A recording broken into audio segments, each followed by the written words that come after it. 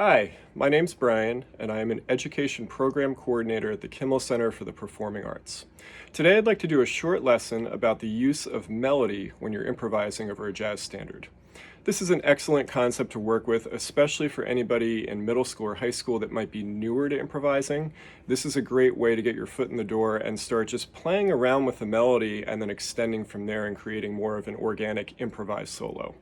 You can also check out notable recordings of the greatest jazz players, so Miles Davis, Sonny Rollins, John Coltrane, the list goes on, and you will definitely hear a common thread between all of them, one of which being the use of melody when they improvise. So it's a very important concept.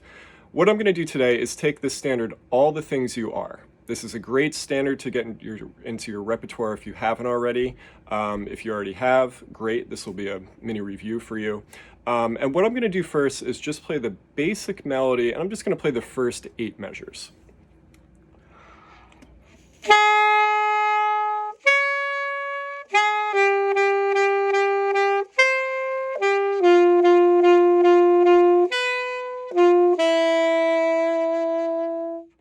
So again, this is basically how it appears in the real book verbatim. I didn't change anything, didn't embellish at all.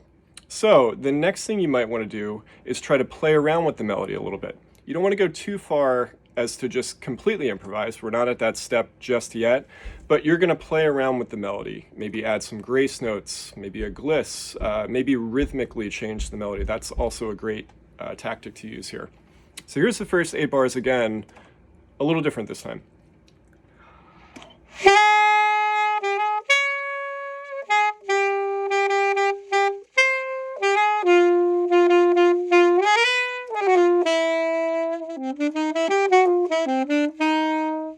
And I kind of filled and led into the next 8 measure phrase. So, if it wasn't crystal clear, a simple rhythmic device I just used was taking those quarter notes in the 3rd measure, which were just this initially,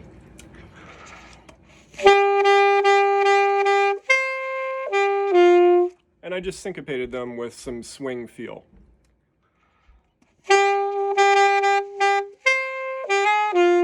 And already you're starting to make it your own a little bit more, which is a really important part of finding your voice as a jazz artist. So the last step is to actually improvise now. So I'm going to make this up right now on the spot. I'm going to play over the same 8 measures, the first 8 measures of the tune. And I want you to listen really close and see if you can hear any bits or pieces of the melody I just played a couple of times for you.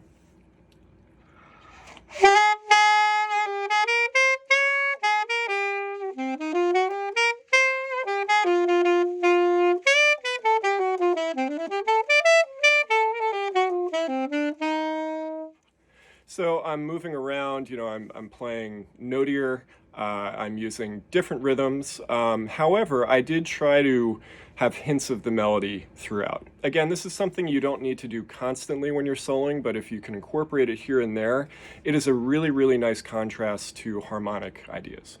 So I hope this gave you a few things to think about. Thank you very much for tuning in, and I will see you next time.